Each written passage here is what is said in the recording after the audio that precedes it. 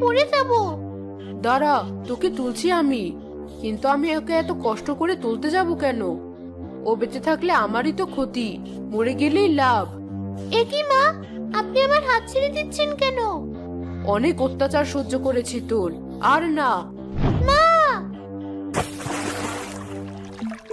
পড়েছে কুয়োর ভেতর, এখন কুয়োটা ঢেকে রাখতে হবে, কেউ যেন টের না পায়।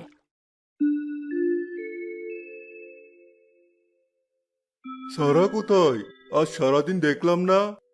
সকাল হতেই দেখি ওর ঘরে সব গয়নাগাটি হাওয়া। সারা গ্রাম তন্ন তন্ন করে ওকে কোথাও খুঁজে পায়নি। বিয়ের কথা শুনে পালিয়েছে বোধহয়। কি বলছো এসব? ও তো এই ধরনের মেয়ে নয়। আমার কথা বিশ্বাস না হলে তুমি নিজের চোখেই দেখে এসো।